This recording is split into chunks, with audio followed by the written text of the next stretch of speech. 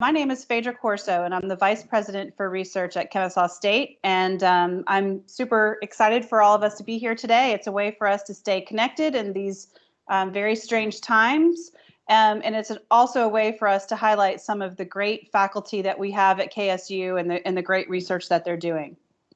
A few housekeeping tips before we start that I mention every single time, and that is to please make sure that your mic is muted if you're not speaking.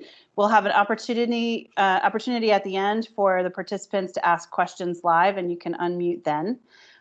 We also have the capability through Teams to pin the speakers, which are the three little dots next to the person's name, and that enlarges their face on your screen. So that's an option for you. And then I also want to remind you that we do tape this show, and so we will have that available to you on YouTube sometime tonight, and you can see that on our website as well. So our schedule for the next hour is that we will, I'm going to introduce our featured speakers today. We'll see a short video, and then we're going to open it up for questions and answers that I'll start with. If you don't want to come on live to ask a question, you can always send your question through the chats function of Teams, and I will read those questions out as we go along. But you're also welcome to just interrupt when we get to that section. So without further ado, let me go ahead and make some introductions of our featured speakers today. So first off is Chris Cornelison, and I'm not going to go into his very long bio because he was featured on another show. But I will remind you that Chris is the new director of the Office of Intellectual Property Development within the Office of Research. And he'll be starting officially, he's been doing this unofficially for a while, but he'll be starting officially in that position starting July 1. So this episode is really Chris's brainchild to bring intellectual property issues to our attention. So I thank you for that, Chris, and we'll be asking a little bit more about your plans around intellectual property at the end. We are also featuring, I don't have the, yes I do, sorry. We're also featuring Greg Quinet. Okay, somebody needs to mute their mic. All right.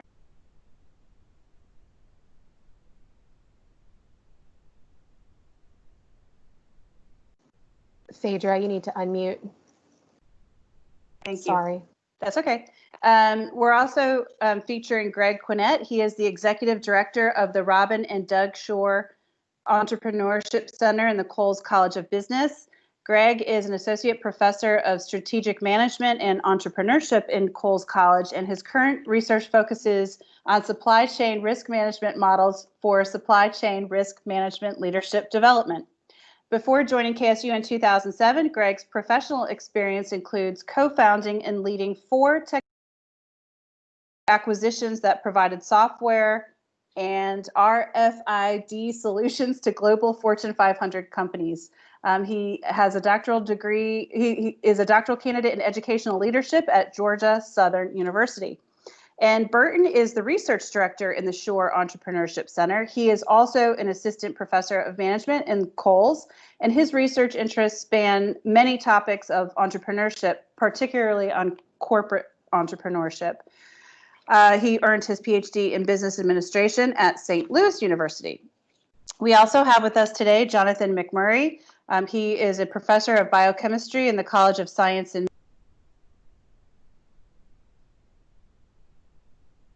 Phaedra, you've been muted again. Thank you. I don't know how much you heard of that, but I'll reintroduce Jonathan McMurry, who is a professor of biochemistry in the College of Science and Math, and he previously served as the Associate Vice President for Research in my office.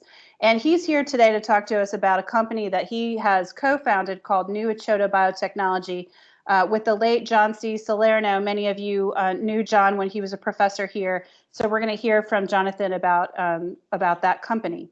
So without further ado, I'm going to turn it over to Heather for us to watch the video.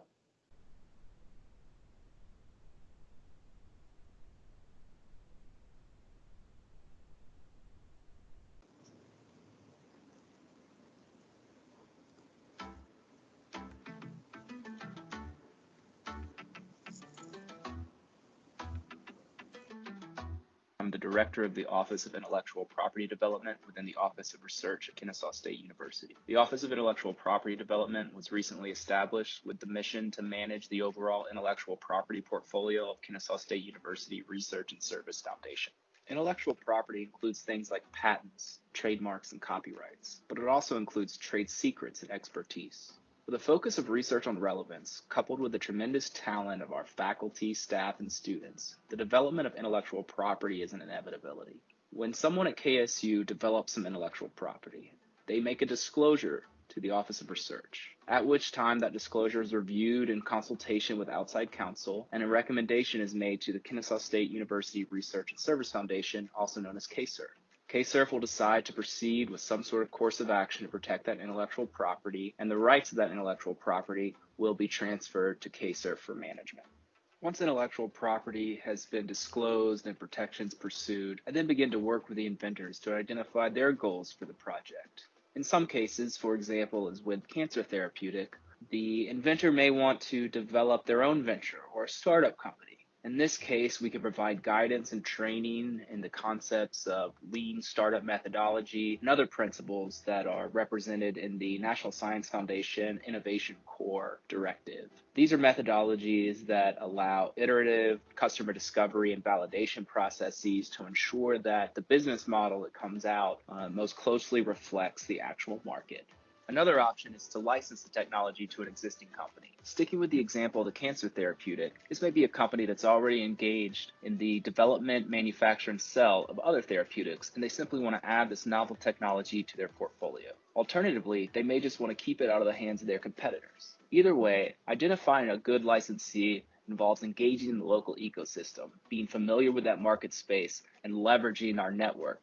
Innovation and entrepreneurship are hallmarks of excellent research institutions. As Kennesaw State University continues to expand its research portfolio, we know that intellectual property will be an integral part of that development.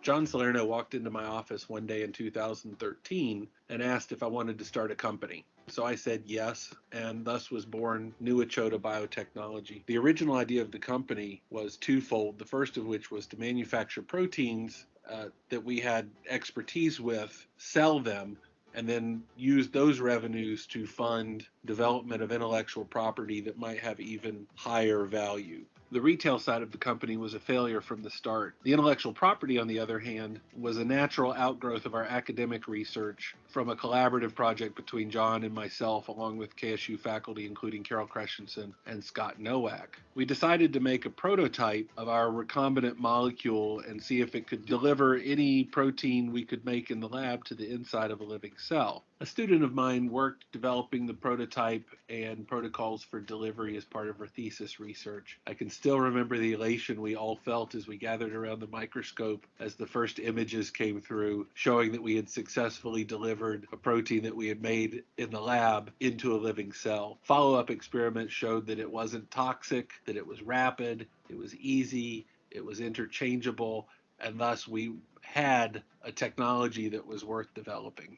So the students got busy in the lab, and John and I got busy looking for resources to help develop the technology. The Office of Research kicked in a little bit of seed funding, and we were eventually able to secure a small business innovation research grant from the National Institutes of Health. We hired employees, negotiated with the university for incubator laboratory space, and support developing and filing patent applications on the technology, and in general trying to be a startup company that was seeking an equity investor so that we could grow and develop our technology into something very real and valuable. It was around this time that John received a terrible diagnosis of cancer and got sick, and before you knew it, he was gone. It was devastating to us all who looked to him as a mentor and collaborator and as a friend. And of course, it was devastating to a company that hadn't really even gotten started yet. But he was proud of the work, proud of founding the company, and realized he would want us to carry on, and so we did.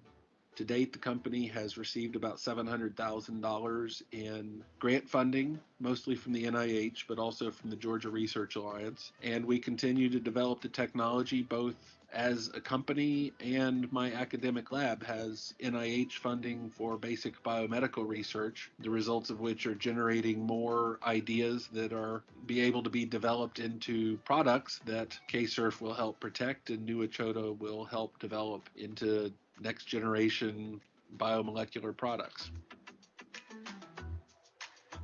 The Robin and Doug Shore Entrepreneurship Center is located in the Coles College of Business within the Levin School of Management, Entrepreneurship, and Hospitality. Our programs provide students with a wide range of experiences and classroom opportunities designed to develop their entrepreneurial perspective. The Shore Entrepreneurship Center's mission is to inspire entrepreneurial culture and develop entrepreneurial skill sets that empower the KSU community to solve problems and enhance their community through the creation of new business ventures, or by enhancing existing organizations through corporate entrepreneurship initiatives. Our programs support the KSU community by providing students, faculty, and the KSU community with entrepreneurial expertise, training programs, mentors, and resources that enable them to successfully develop ideas and accelerate the growth of their new venture. The center works to develop an entrepreneurial spirit across the KSU community, attract students from all disciplines, and educate them in both the entrepreneurial mindset and entrepreneurial skill sets, support newly developed entrepreneurs by providing a bridge to internal and external collaboration opportunities and support resources such as seed and venture capital, provide advisory services to KSU students and faculty members, and lastly, by conducting relevant entrepreneurial research that is important in this fast-moving discipline. Examples of some of our programs include student organizations such as CEO, Collegiate Entrepreneurship Organization, and Enactus,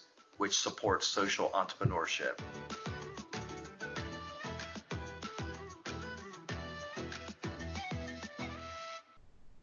Great. Thank you. That was a wonderful video. So if all of you wiggle and talk, then your faces are going to pop up for us to see. So that's so that's good.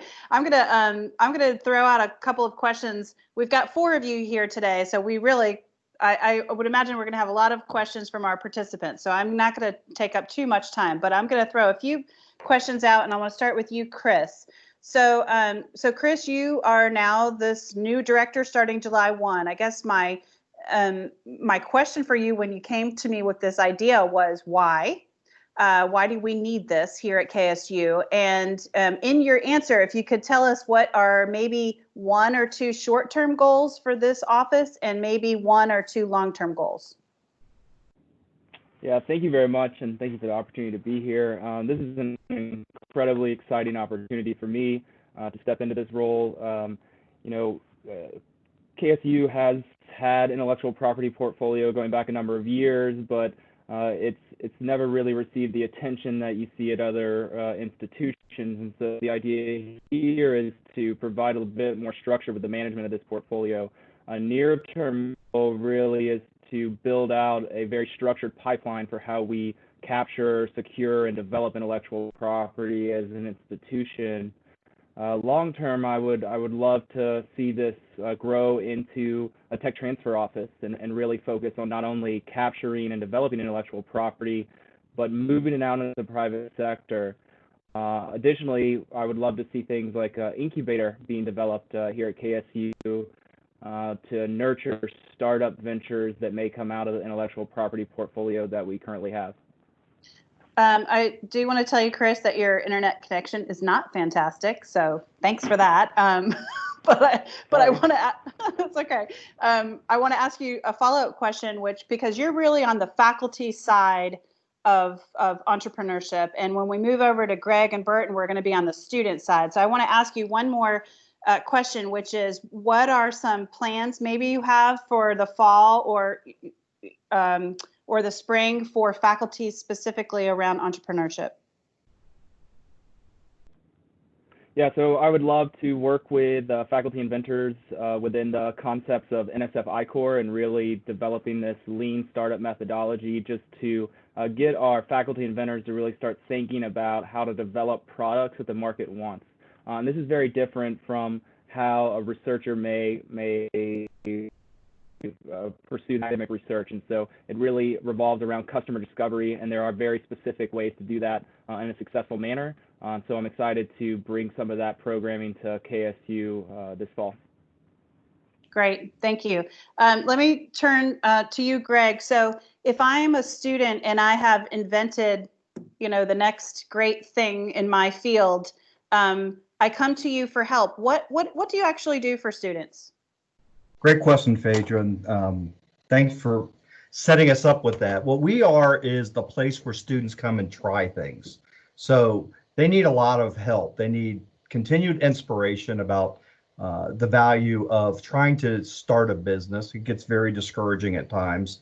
They need help in validating their idea, refining their business plan, learning how to actually pitch and present their ideas and their business plan to both new customers, potential employees, and probably the most important, some angel investors or venture capitalists to raise some money to help them with their venture. And then we work to connect them with the external world. So Atlanta has an ecosystem of IP lawyers, venture capitalists, and a lot of mentors. And so we work with them on an individual basis to figure out who those partners are, and then we make those connections for the student. Burton, let me ask you, do you all have physical space? I mean, I know you're in Coles, but do you all have a space to meet with students, that students can have teams to meet? What is it that you actually provide in terms of physical resources?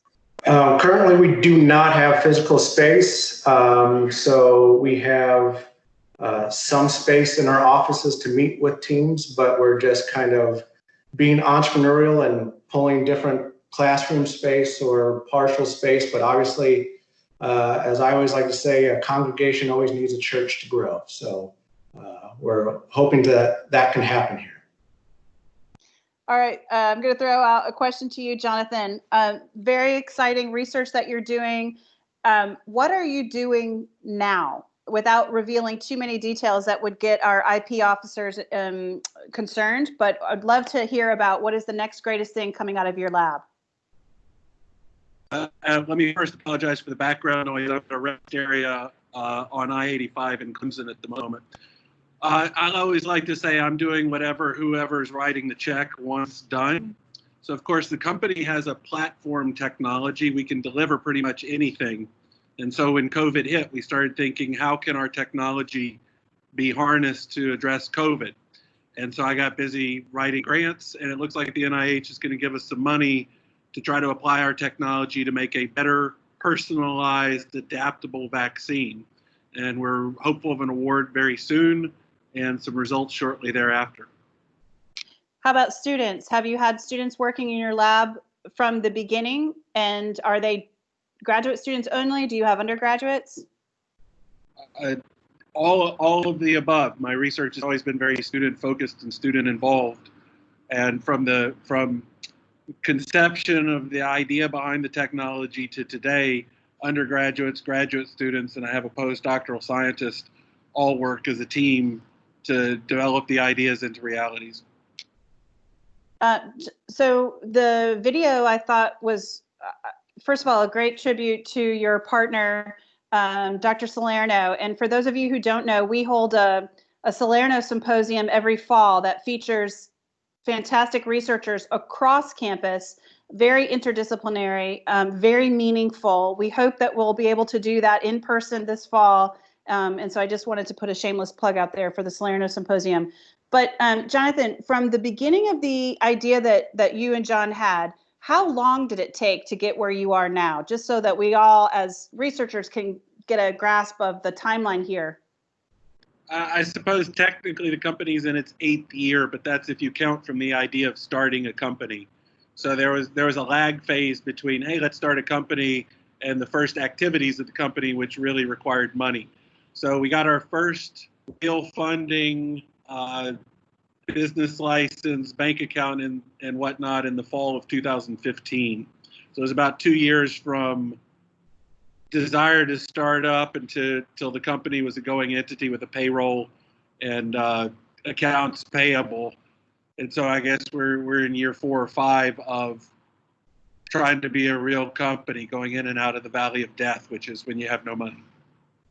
Yeah, I think that's an important point, that it's, it doesn't happen overnight, and that you have to have perseverance. And well, I'm in the biotechnology space, which is any entrepreneur will tell you is painful in a number of ways. One of the ways is it's slow developing.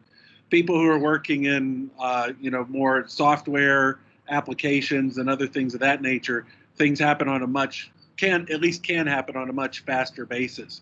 If you're writing an app, you can go to market in weeks, whereas, if we get there in 10 years, it'll be a good thing. I'm going to turn it. I see some faces popping up that maybe people want to ask questions. So please feel free to jump in. And I see Doug Shore up there in the corner, which we've mentioned, the Doug Shore Entrepreneurship Center. So thank you for being here today.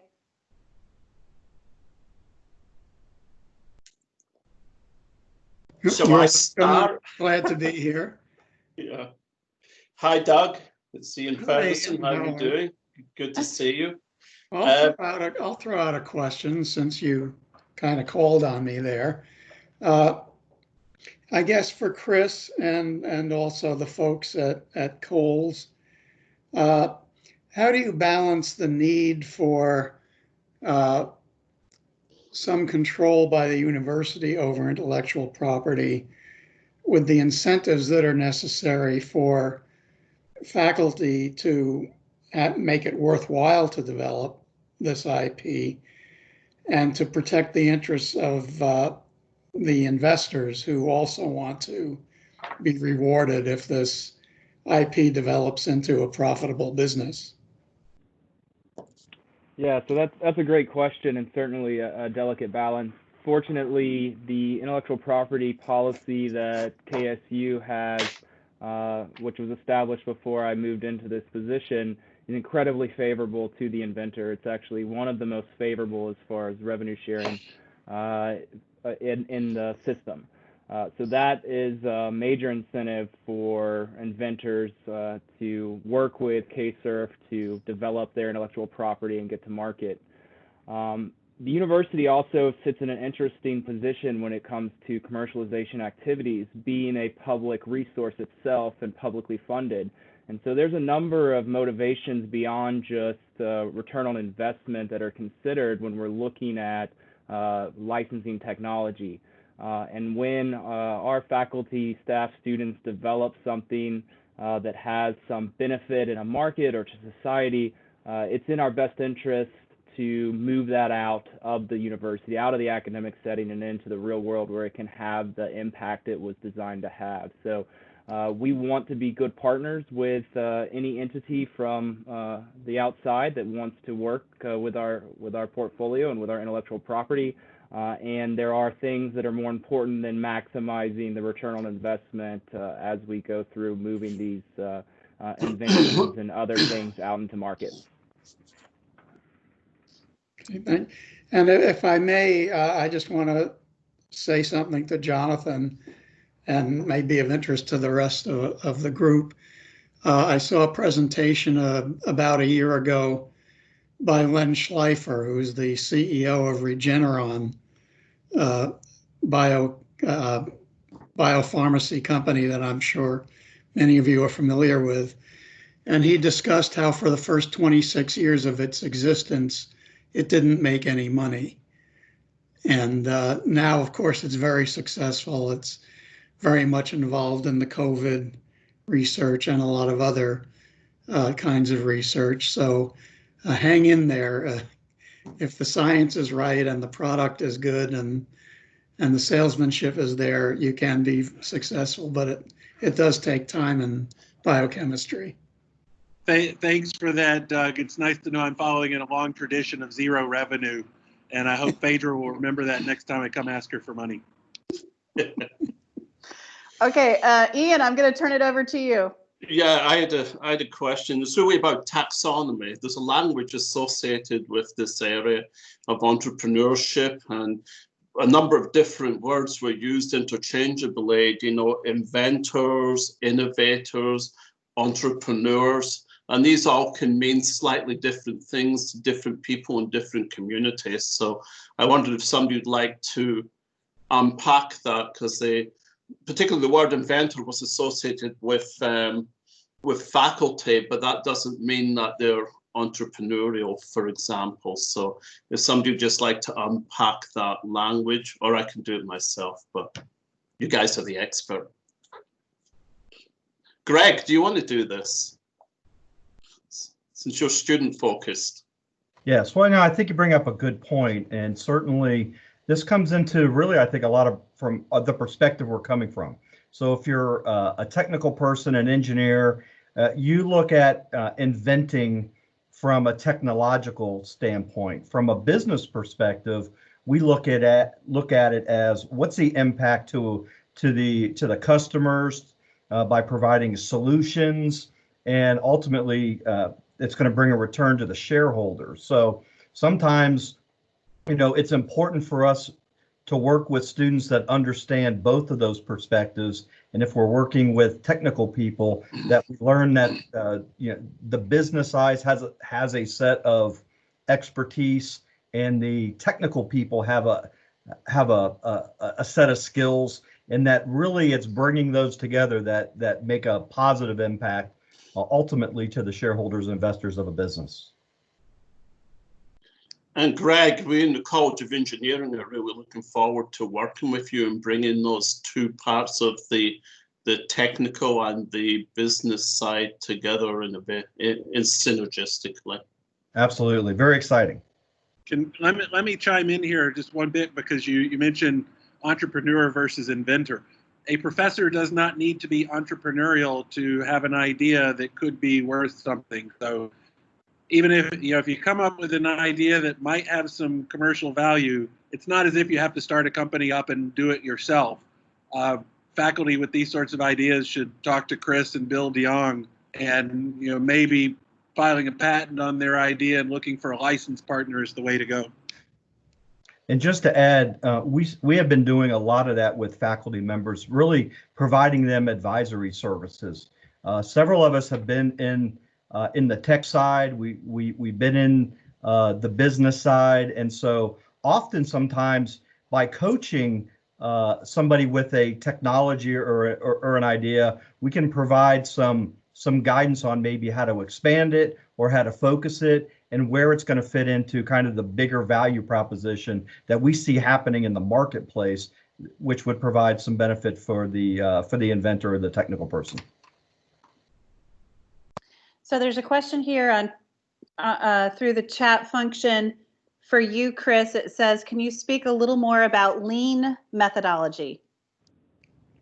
Yeah, so this is lean startup methodology, and this is a concept that really came out of Stanford University a number of years ago and has been adopted by National Science Foundation Innovation Corps program, and it's really focused on customer discovery and this iterative process of going out, talking to your potential customers and identifying what is it that they actually want, and then modifying your technology, your product, whatever it may be, to more closely fit that need. And the idea is that if you can really hone in on what that product is that the market wants, you can reduce some of the overhead and burden associated with the business formation, so that as soon as you move into actually commercial activity where you need to meet payroll and things like that, you have revenue coming in. You don't want to do all of that and have that overhead and then start figuring out that the market doesn't actually want your widget or whatever it is. So it's a process that's been developed and adopted by the I-Corps program, and then I'm excited to really bring that as part of my programming starting this fall. Other questions from the participants?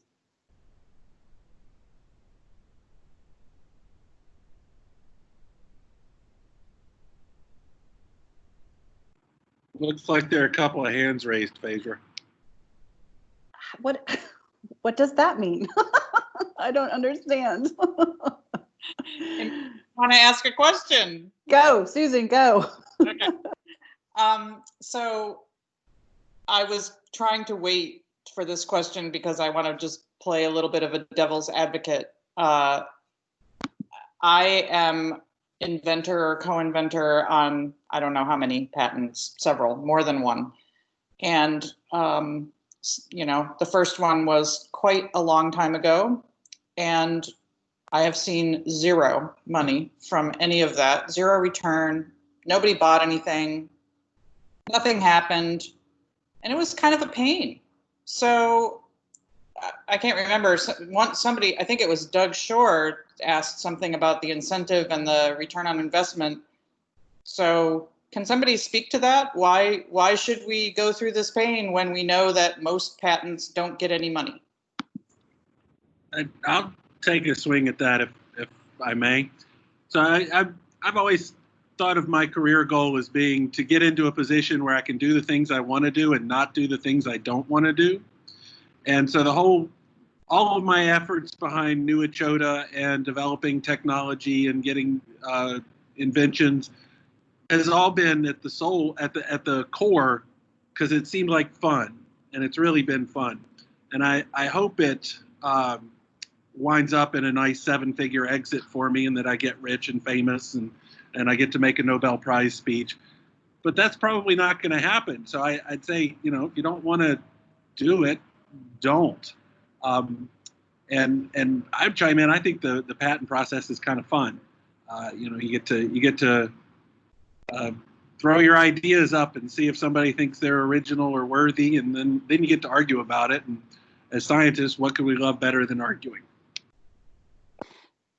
Yeah, I think that's a great question, Susan. So maybe we could talk. I'm not sure how many people really understand what our process is at KSU. So could you speak a little bit, Chris, about the IP committee? Who sits on it? What is their role? You know, what kind of resources do we have available for patents? A little bit on that. Sure. So we have a formal process for intellectual property disclosure. It's a form that you can find on the intellectual property website that Joelle linked in the chat previously. And it's just really describing what your invention is, any partners and co-inventors that may be involved. We do have an intellectual property committee. It was actually formed by Jonathan when he was Associate Vice President for Research. The chair is a faculty member. Currently, it is Carol Christensen. There are a few other faculty members on there. There's also a representative from the Office of Research. And the idea there is to look at that disclosure and consider whether or not it warrants taking on some expense to pursue potential securing of that intellectual property and moving into the discovery phase. At that point, we would engage with our outside counsel to provide that discovery and then develop the actual documentation for submission. This is all in regards to patent. There are other approaches for intellectual property as well. But at that point, really we'd start working with the inventor or team of inventors to figure out how they wanted to move forward. As I mentioned in the video, you can do what Jonathan has done, which is a startup. So you take that and that technology is licensed by New Echota from KSurf, or you can look at licensing to a large commercial entity that already exists, and that really involves just getting out there in the ecosystem and being in the right place at the right time and having those conversations. Okay, barring no other questions coming in, I'll stop for a second.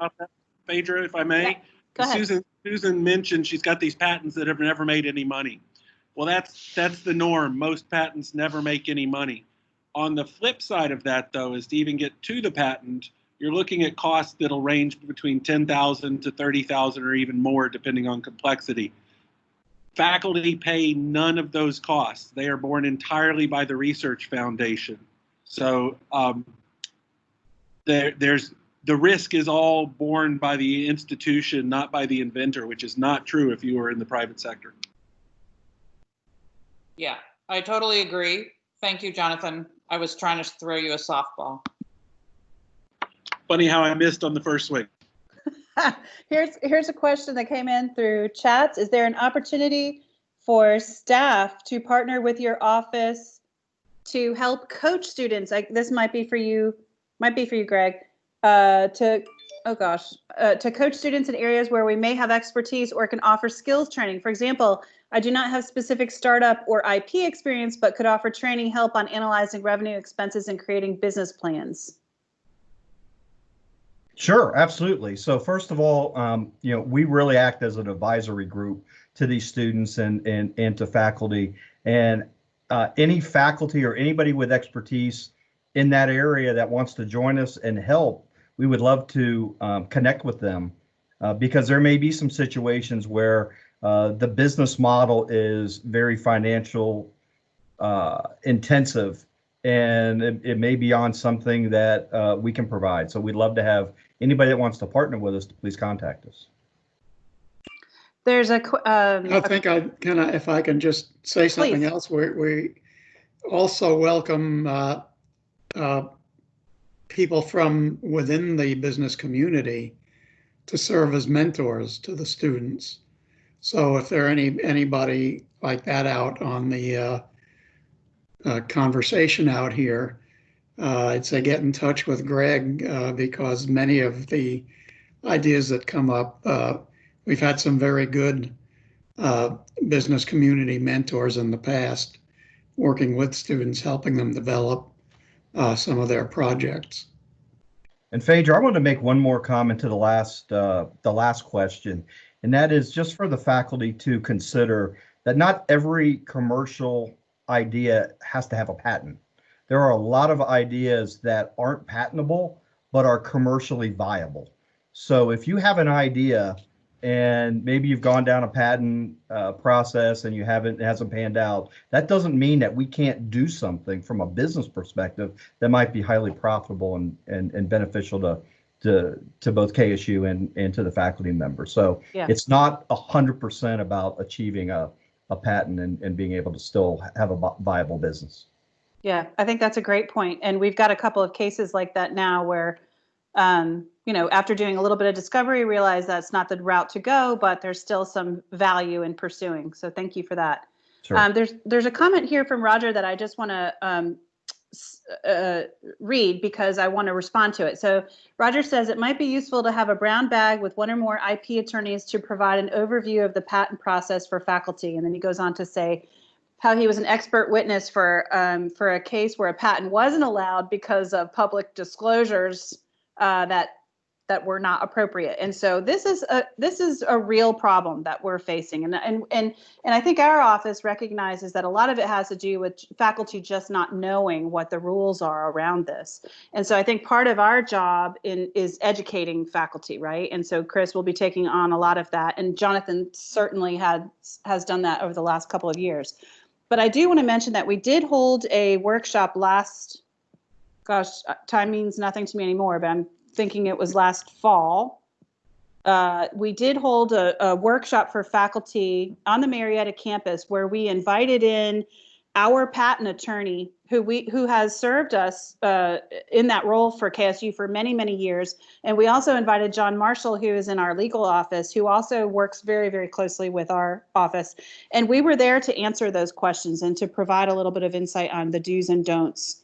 And we would be happy and would love to be able to do this in person in the fall. And maybe we need to plan to do that every semester until we get this common knowledge out there for everybody. So thank you for that comment, Roger.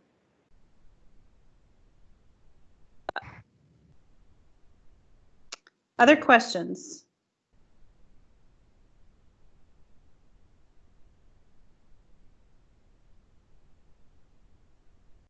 Okay, I'm going to go back to chat. So there's a question in here, and maybe it's been answered a little bit, but what is the difference between, or what is KSU policies regarding student IP versus faculty IP? It's not the same thing.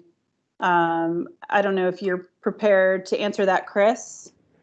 Yeah, no, this is something that we've been working on quite a bit lately, and certainly Bill DeYoung, Associate Vice President for Research, and I have been about knee-deep in it. And this is really tricky because if a student at KSU, an undergraduate student to be specific, that's in a credit-bearing course and perhaps has an idea that is not nested within the scholarship of a faculty advisor owns that intellectual property, and KServe has no right to it. The student has the option to communicate with us and assign that intellectual property to KServe for a very favorable terms. But this contrasts quite a bit from a graduate student, staff member, or faculty member who have an obligation to disclose, and that any intellectual property developed within their job is actually obligated to KServe. Now, if an undergraduate is working with a faculty member, and a faculty member is defining the scope of the work, right? So this might be in a lab like Jonathan's, where he's outlining, here's the project you're going to work on, and we're going to work together to come up with some experiments, and that has some novel result. That really came out of Jonathan's scholarship, and so it would be KServe would have the rights based off it coming from a faculty member. However, the student would have the opportunity to be a co-inventor and have the same rights that are outlined within the university's intellectual property policy.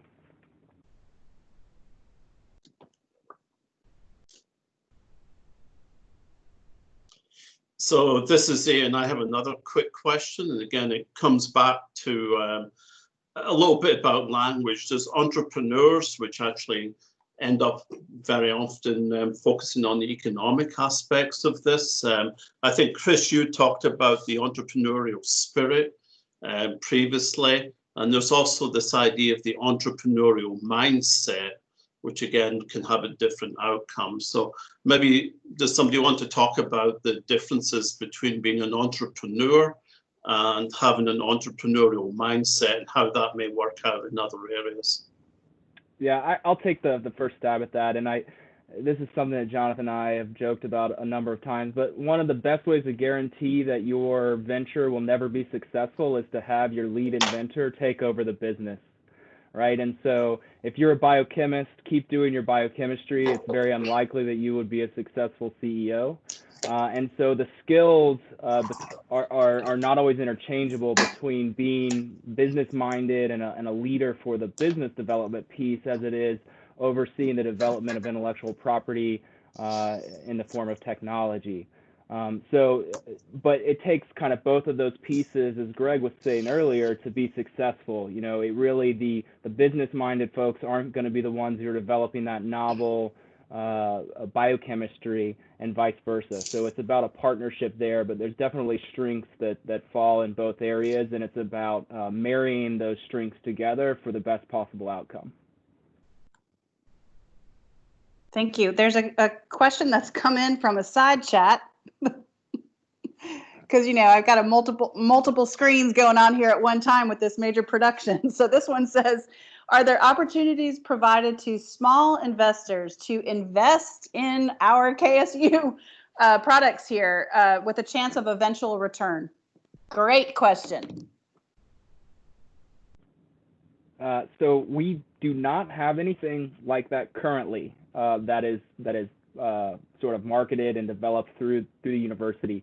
There are institutions that are developing these sort of in-house angel networks, if you will, primarily from their donor base, alumni, things like that.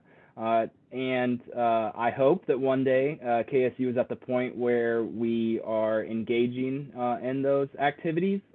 Certainly, if you have a keen interest in new Echota Biotechnology, I'm quite certain that Jonathan would be interested in talking to you offline. Yeah, hit him up. Our company motto is anything for a buck. Yeah, and Phaedra, I'd like to add we're also working on a program where we would love to have donors sponsor new student ventures and help them as angel investors move from that concept phase to more of an execution phase. And so we're looking at finding a facility and having enough capital where we can take some real good opportunities and students that are working two jobs, that have no capability for some basic funding needs, and to help them move their business forward. So we certainly welcome anybody that would support us in that. I hope there's some development officers on the line who give me some credit here for bringing this up, right? Any other questions from the participants? All right, so this is going to be a big, kind of a big picture question, and maybe some of you have touched on it already. But in a perfect world, right? If you could, what do you need? What do you want to see happen? Forget COVID. Let's just assume we're in a normal operating world. But what is like the next big thing that you want to see at KSU around this topic? And I'll start with you, Chris. This is your chance to dream a little bit. Yeah, no, this is really exciting. So this is sort of what I approached you about this position many months ago at this point, and it's about moving towards developing a concept and a framework about innovation and entrepreneurship at KSU, and coalescing some of the expertise and resources that already exist on campus. And I've had a number of conversations with Greg and Birton about the overlap in our efforts and the desire to work together, and certainly they have a tremendous expertise and experience in entrepreneurship and business development. And if we can get them talking with really technical, innovative folks over in Dean Ferguson's college, that's an amazing partnership. And a lot of universities have seen a lot of success about opening up things like entrepreneurship centers to service all of campus and making it available for faculty, staff, and students. So I think in the near term, we really grow our enterprise by leaning into the skills that we already have on campus, and then developing new programmatic approaches as our portfolio grows. Great answer. I've kept you out of the loop here, Birton, so I'm going to give you the opportunity to dream big here. Great. I can dream big. I think that the dream world would be everything is guided towards this idea of entrepreneurship. I would love, it's a bare minimum that every student has to take an entrepreneurship course, right? Let's say there's this weird world where there's mass unemployment, right? And so what do you do if there's no job to be had? So go make one. If we could incorporate space and funding and all of the kind of communal elements to make the network just kind of feed off itself and scale, to adding elements to tenure and promotion where this is just part of what is expected of everyone on campus to produce. Great, thank you. Greg. We're working hard to actually have a facility where we can have students and faculty collaborate, and we can bring external partners in, and they can see what our students are doing. They can help fund it, and they can move students from that concept phase to actually launching businesses that are beneficial to them, and it's beneficial to the local and state economy. So so many of our students, as I mentioned, work several jobs, and they have a lot of great ideas. And what generally happens is upon graduation, they go get a job. And what we're really working to do is to create a fund where we can take some high potential students with some really good ideas and provide them a fellowship or some type of way where we can fund them over a 6-month, a year period and let them really be entrepreneurs and experience and execute on what they learned from the academic side. Thank you, Greg. And Jonathan, I'm going to give you the last word. Well, it's kind of like asking a lawyer if you should sue someone, because my answer is going to be a real, genuine STEM incubator space.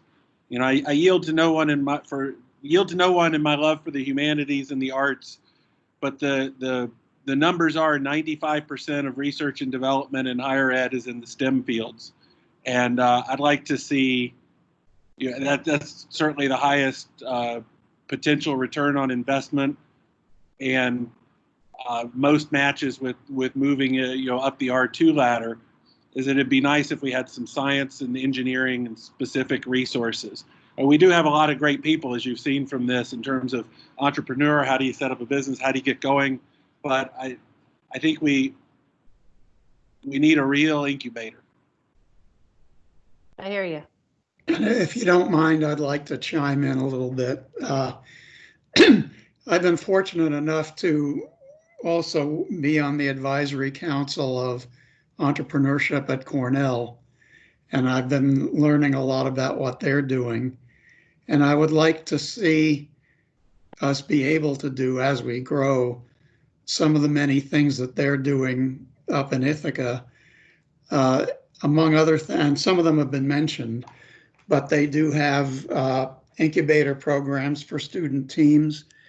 They encourage student teams, both undergraduate and graduate students, working together, and they bring ideas in from all over the university, about a dozen different colleges, including the medical school and the new Cornell Tech in New York, veterinary school, industrial and labor relations, hotel, human ecology, as well as the physical sciences, the biological sciences, and all of these things get blended along with students who are looking for a business background, and they develop many interesting companies. They also have a student-run venture capital fund, similar to the student managed investment fund that we have at KSU, that manages publicly traded investments. There, it's graduate students who are acting as the managers and working with ideas that are developed through technology that's developed at the university, working with student teams and working with outside VCs and angels to help connect everybody.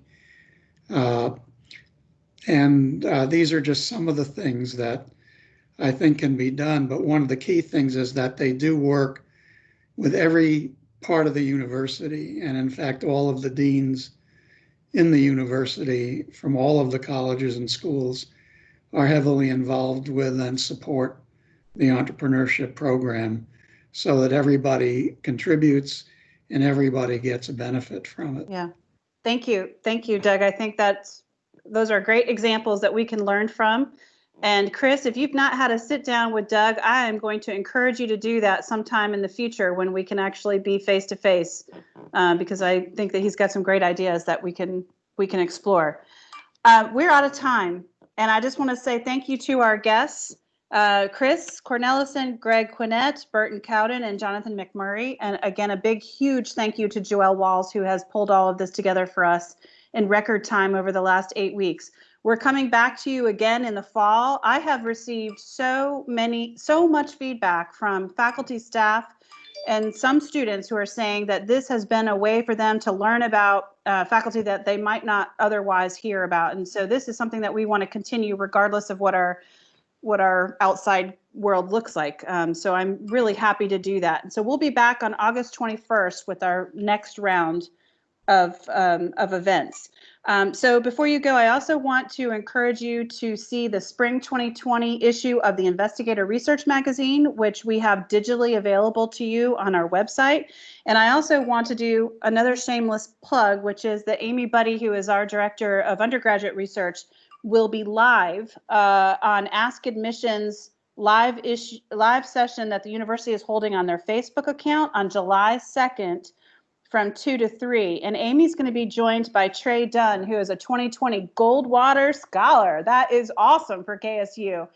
So that's a really important event for all of us to participate in. And with that, I'm going to say from the Office of Research, we wish you a happy weekend, a safe and healthy weekend. And we really look forward to seeing you all on campus sometime soon in person. Take care.